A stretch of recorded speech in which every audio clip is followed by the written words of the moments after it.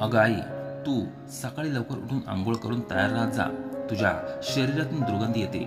माझ्या एवढ्या आलिशान घराला मी इतक्या महागड्या वस्तूंनी सजवले आहे. लोक माझ्या घराची स्तुती करत थकत नाहीत. आणि एक तू आहेस जिच्यावर नजर गेली की किळस येते. एकतर उन्हामुळे आधीच हालत खराब आहे आणि त्यात तुझी दुर्गंधी. जा आणि आधी आंघोळ कर, मग इथे बस. मयूर त्याच्या आईला ऐकवत होता.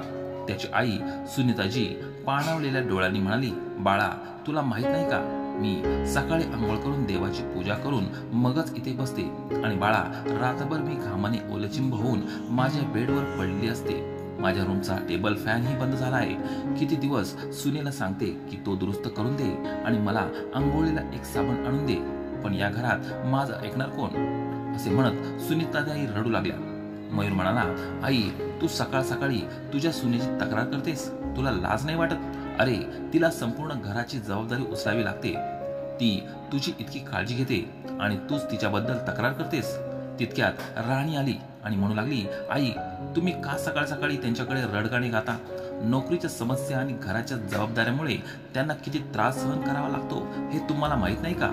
तुम्ही तर आई आहात ना, तुम्हाला तुमच्या मुलाची काळजी नाही? आणि काय म्हणत होतात तुम्ही की पंखा दुरुस्त करून देत नाही आणि आंघोळीला साबणही देत नाही? अहो ऐका, घरात नवीन साबण नव्हता म्हणून मी म्हणाले की लायबॉय साबण तिथे ठेवलाय, त्याने आंघोळ करा. पण नाही, तुमच्या आईला सुगंधी साबण हवा आहे. अहो, माझ्या जागी दुसरी सून असती तर कधीच घरातून हाकलून दिले असते. मी आहे म्हणून या घरात टिकल्या आहेत आणि बघा, त्या तुमच्याकडे माझी तक्रार करतायत. असे म्हणत राणी रडण्याचे नाटक करू लागली. मयूर म्हणू लागला, रडवला विचारायला, काय प्रॉब्लेम आहे तुझा? का म्हणून लायबॉय साबण वापरत नाही? सुनीताजी म्हणाल्या, सुनबाई, जो साबण मला देत होती त्याने आपण रोज हात धुतो आणि तो साबण मला आंघोळीला देत होती. अशी मी देवाची पूजा कशी करू शकते? मयूर काही बोलायच्या आत बोलली, साबण कधी घाण होतो का? आणि हात धुवायला मी हँडवॉश आणून ठेवले आहे. मग हा साबण फेकून द्यायचा का? बघते तुमच्या आईचा थाट. आणि पंखा दुरुस्त करायला इतके पैसे लागतील की त्या पैशात नवीन फॅन विकत घेता येईल. आता तुम्ही सांगा किती खर्च आहे हा? त्यावर मयूर म्हणाला, आईला का पडली याची? आईच्या फक्त डिमांड पूर्ण व्हायला हव्यात. ऐक आई, तुला तो साबण लावायचा असेल तर लाव, नाहीतर तुझ्या खोलीत बसून राहा. बाहेर बसण्याची काहीच गरज नाही. आणि राणी, ह्या वर्षी गरमी खूप वाढली आहे. मी एसी ऑर्डर केला आहे, तो आपल्या खोलीत लावला जाईल. असे म्हणत तो ऑफिसला निघून गेला. शेवटी सुनीताजी यांना मजबुरीने तो साबण वापरावा लागला. करणार तरी काय? आता त्यांना त्यांच्या शरीरातून दुर्गंधी येऊ लागली होती. त्या त्यांच्या खोलीत बसून त्यांचे जुने दिवस आठवू लागल्या आणि रडू लागल्या होत्या. त्यांनी त्यांच्या मुलाची प्रत्येक इच्छा पूर्ण केली. त्याला शिकून एवढं मोठं केलं, लग्नाआधीच त्याला या शहरात मोठं घर घेऊन दिलं आणि आज तोच मुलगा सुनेसोबत मिळून आपल्याच आईचा अपमान करतो. त्या दिवशी राणी किचनमध्ये होती. सुनीताजी फिरत त्यांच्या मुलाच्या खोलीत गेल्या. त्यांचा मुलगा एसीच्या थंड हवेत गारटला होता, त्यामुळे त्यांनी एसी बंद केला. थोड्याच वेळात मयूर मोठ्याने ओरडला, राणी, एसी कोणी बंद केलाय? माझ्या खोलीत रात्रभर एसी चालला तर काय प्रॉब्लेम आहे? सुनीताजी म्हणाल्या, बेटा, एसी मी बंद केला होता. मी पाहिले तेव्हा तू थंडीने गारटला होतास. मयूर म्हणाला, आई, तुझ्यासारख्या भिकारीसारखे घर नाही. 10 लोकांमध्ये एकच कूलर वापरायचा. आजही मला आठवते, मला आजी आजोबांच्या घरात एवढे एकाच रूममध्ये झोपत होतो.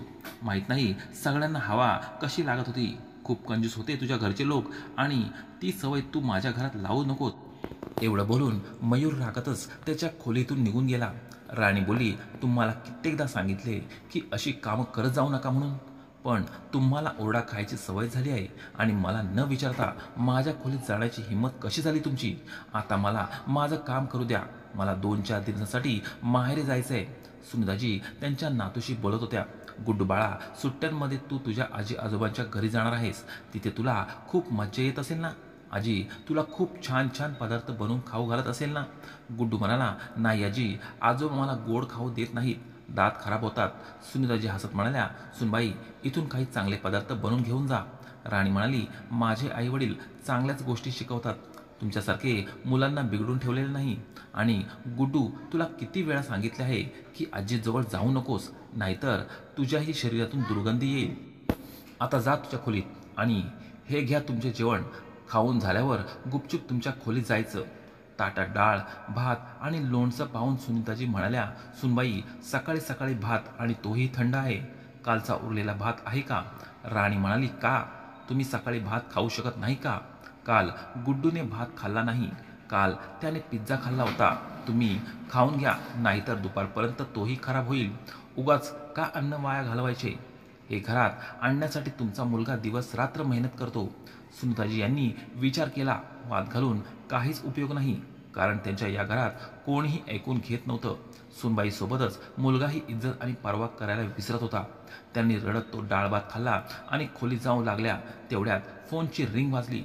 राणीने फोन उचलला तर तिची नणंद सुमन म्हणाली, कशा आहात वहिनी? आणि आई कशी आहे? राणी वेडेवाकडे तोंड करत म्हणाली, माझे हाल तर विचारूच नका, आणि तुमच्या आईची तर मज्जाच मज्जा आहे. तुम्ही सांगा, तुम्ही मजेत आहात ना? अहो दीदी, कधीतरी तुम्ही तुमची जबाबदारी पार पाडा आणि आईला सोबत घेऊन काही दिवस आम्हालाही सुखाचा श्वास घेऊ द्या जरा. राणीचे बोलणे ऐकून सुमन म्हणाली, हो वहिनी, मी माझी जबाबदारी विसरलेली नाही, पण आईच माझ्याकडे येऊन राहत नाही. त्या घरात बाबांच्या आठवणी आहेत. पण तुम्ही काळजी करू नका, मी परवा तिथे येत आहे, तेव्हा तुम्हाला आराम मिळेल. भावालाही कळवा. राणीने जोरात फोन ठेवला आणि म्हणू लागली, एक काय कमी होती, आणखीन दुसरीही येत आहे. सुनीताजी यांनी विचारले, कुणाचा फोन होता सुनबाई? आणखीन कुणाचा असणार? तुमच्या लाडक्या मुलीचा होता. परवा येत आहे. इथे राहून काय जबाबदारी पार पाडणार आहे देव जाणे. उलट आमचाच खर्च वाढवणार. राणी बडबड करत नवऱ्याला सांगायला गेली. मुलगी येणार आहे हे ऐकून सुनीताजी यांच्या चेहऱ्यावर हसू उमटले. त्या आता 2 दिवस कधी जातात याची वाट पाहू लागल्या. 2 दिवसांनी सुनीताजी यांच्या अंगावर साडी फेकत म्हणाली, आज चांगली आंघोळ करून ही साडी नेसून तयार व्हा. सुनीताजी म्हणाल्या, सुनबाई, ही साडी कुणाची आहे? तू तर अशी साडी नेसत नाही ना?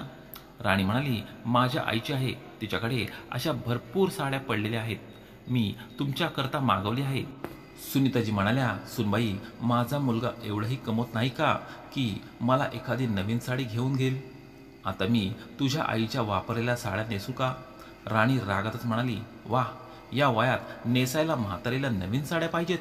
गुपचूप ही साडी नेसायची, नाहीतर आज रात्रीच तुम्हाला तुमच्या जुन्या साडीवर रेल्वे स्टेशनवर भीक मागायला सोडून येईल. तेव्हा कळेल तुम्हाला. बिचाऱ्या सुनीताजी यांच्या नशिबाला कोसत होत्या की आणखीन काय काय बघायचं राहिलं बाकी आहे. 2 तासांनी सुमन घरी आली. राणीने तिच्या समोर चहा आणि बिस्किट ठेवले. सुनीताजींची नजर बिस्किटवर होती आणि हे पाहून सुमन आतल्या आत रडत होती. तिने प्रेमाने बिस्किट आईकडे सरकवले. तेव्हा सुनीताजी म्हणाल्या, नको बेटी, तू थकून आली आहेस, तू खा, मी दिवसभर खात राहते. सुमन म्हणाली, हो आई, दिसत आहे. असे म्हणत तिने जबरदस्तीने आईला बिस्किटे खाऊ घातली. आई अशी बिस्किटे खात होती जणू काही किती वर्षानंतर तिने बिस्किटे चाकले होते. काही वेळाने सुमन आई आणि वहिनीशी बोलत असताना तिचा भाचा तिच्या पर्समधून काहीतरी काढत होता. सुमनने जाऊन त्याला रंगेहात पकडले आणि समजावले की भविष्यात असे कधीही वागू नको, नाहीतर मी तुझ्या आई वडिलांना सांगेन. दुसऱ्या दिवशी सकाळी सर्वजण विनाकारण रागावलेले होते.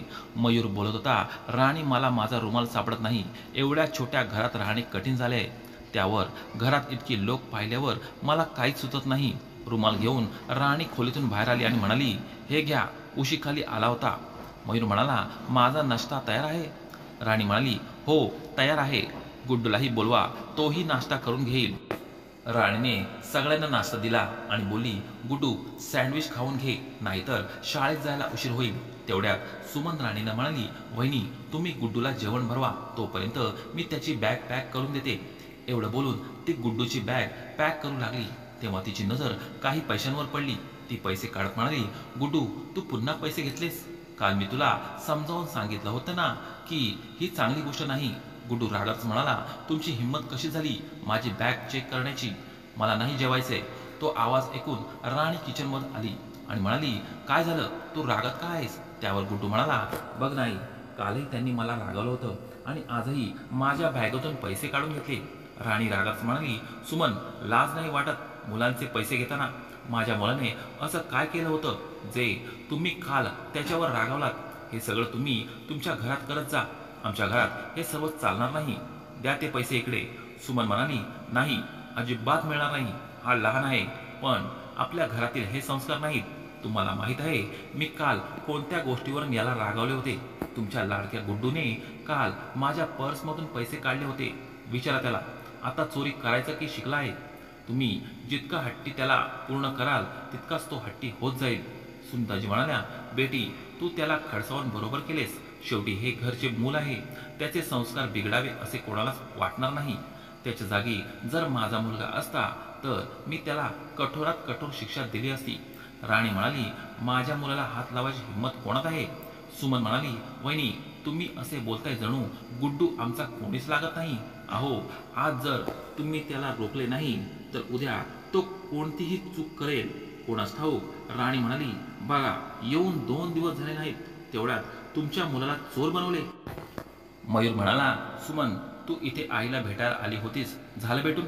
आता जाऊन तुझ्या घरची जबाबदारी सांभाळ, आम्हाला आमच्या परिस्थितीवर सोड. सुमन म्हणाली, मी आजवर तेच करत आली आहे. तुम्ही तुमच्या म्हाताऱ्या आईला सांभाळू शकत नाही तर मुलांना काय सांभाळणार?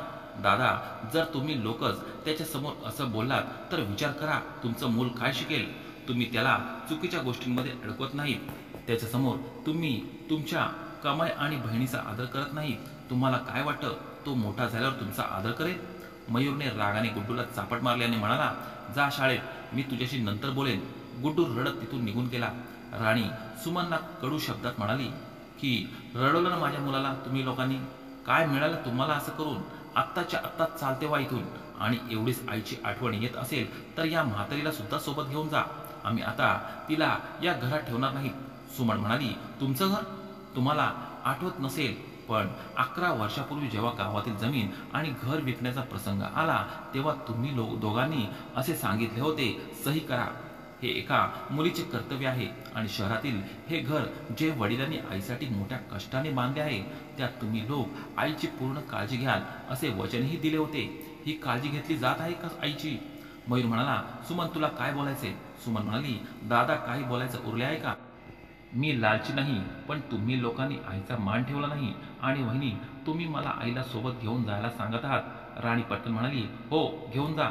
सुमन म्हणाली, ठीक आहे, मी आईला माझ्यासोबत घेऊन जाते.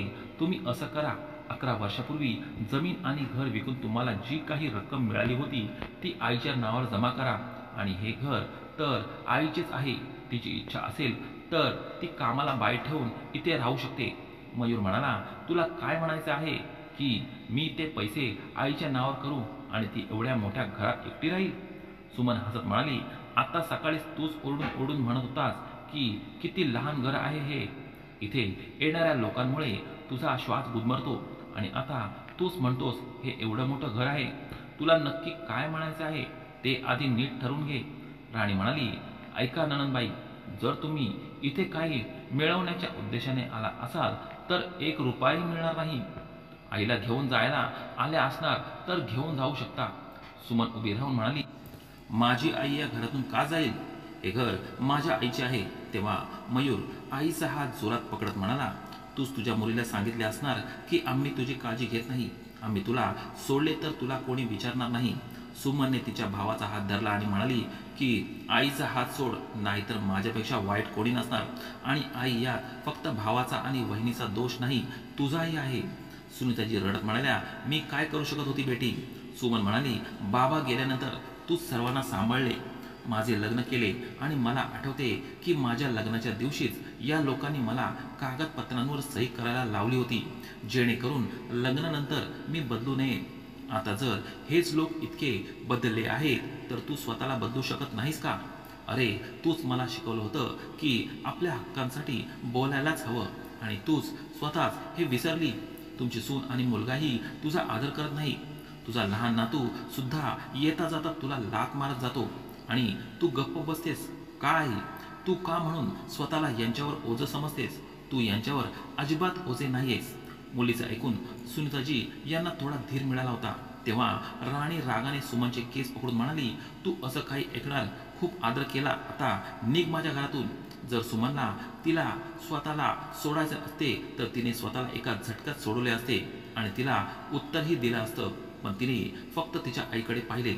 अचानक सुनीताजी यांच्यात इतकी ताकद आली की त्यांनी राणीला एक जोरात कानाखाली मारली आणि म्हणाल्या, सोड माझ्या मुलीला.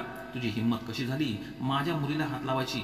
राणी लांब जाऊन पडली तेव्हा मयूर समोर येऊन म्हणाला, 2 दिवसात मुलीने तुला असे काय खाऊ घातले आहे की तुझी एवढी हिंमत वाढली? सुनीताजी काही बोलणार त्याआधीच सुमनने तिच्या भावाच्या कानाखाली जोरात आवाज काढला आणि म्हणाली, नालायक, आईशी या भाषेत बोलताना तुला लाज वाटत नाही? अरे, जो माणूस आपल्या आईचा आदर करू शकत नाही तो या जगात कोणत्याही स्त्रीचा आदर करू शकत नाही. आता मी तुला दाखवते की मी काय करू शकते. थांब. सुमनबाईंनी लगेचच पोलिसांना फोन केला आणि घडलेली सर्व परिस्थिती सांगितली. काही वेळातच आजूबाजूचे सगळे लोक जमा झाले. पोलिसही आले. सुनीताजी यांच्याकडे पाहून कुणालाही काही सांगायची गरज नव्हती. सुनीताजी यांनी घडलेली घटना पोलिसांना सांगितली. त्यानंतर पोलिसांनी राणी आणि मयूरला अटक केली. विचारपूस केल्यानंतर दुसऱ्या दिवशी दोघेही घरी आले. जेव्हा त्यांना समजलं की त्यांची हालत आणि इज्जत दोन्ही खराब झाले आहेत तेव्हा ते दोघंही सुनीताजी यांची माफी मागू लागले. जेव्हा सुनीताजी त्यांच्याकडे पाहू लागल्या तेव्हा सुमन म्हणाली, आई, याआधीही तू स्वतःचे निर्णय स्वतः घेत होतीस आणि आजही घेऊ शकतेस. फक्त एक गोष्ट लक्षात ठेव की स्वतःची इज्जत आधी स्वतः करायला शिक. कारण जोपर्यंत तू स्वतःची इज्जत करणार नाहीस तोपर्यंत कोणीही तुझी इज्जत करणार नाही. सुनीताजी आत्मविश्वासाने म्हणाल्या, मला तुम्हा दोघांशी काही संबंध ठेवायचा नाही. जे पैसे तुम्ही आधी घेतले होते ते मी घेतलेच आहेत, पण आता तुम्हाला काही मिळणार नाही. तुम्ही 2 दिवसात हे घर रिकामे करा आणि तुम्हाला जिथे जायचे असेल तिथे जा. ज्या घराच्या लालसेपोटी सून आणि मुलाने माझी इज्जत केली नाही, आता मलाही त्या घरात राहायचे नाही. हे घर विकून मी दुसरीकडे निघून जाईल आणि माझ्यासारख्या म्हाताऱ्या महिलांसोबत माझे उर्वरित आयुष्य सुखाने घालवेल. असे बोलून सुनीताजी त्यांच्या मुलीसोबत खोलीतून निघून गेल्या. 2 दिवसांनी मयूर आणि राणीला ते घर सोडावे लागले. सुमन तिच्या आईला काही दिवस स्वतःच्या घरी घेऊन गेली आणि ब्रोकरला सांगून ते घर विकायला सांगितले. मुलीने आणि जावयाने सांगूनही त्या तिथे थांबल्या नाहीत आणि गावी जाऊन एका म्हाताऱ्या महिलेच्या घरी राहू लागल्या. मुलीने सर्व पैसे आईच्या अकाउंटवर टाकले होते जेणेकरून त्या जोपर्यंत हयात आहेत त्यांना कोणत्याही गोष्टीची कमी पडू नये. सुनीताजींनी पाहिले की तिथे एक वृद्ध स्त्री मातीच्या छोट्या मूर्ती बनवून आपला उदरनिर्वाह करत होती. एके दिवशी सुनीताजींनी त्यांना विचारले, मी तुम्हाला मदत करू का? तुम्ही मला तुमच्यासोबत या घरात राहायला जागा दिली, मी तुमच्यासाठी एवढे तर करू शकते ना? सुनीताजी त्यांना लहानपणापासून या सर्व वस्तू बनवण्याची खूप आवड होती. नवरात्र असो की गणेश स्थापना, त्या संपूर्ण परिसरासाठी मूर्ती बनवायच्या. सुनीताजी आता नवीन नवीन प्रकारच्या मूर्ती बनवू लागल्या. त्यात रंग भरून त्या जीव ओतायच्या, जणू काही ती मूर्ती जिवंतच आहे. त्या महिलेच्या दुकानाची विक्रीही चांगली होऊ लागली.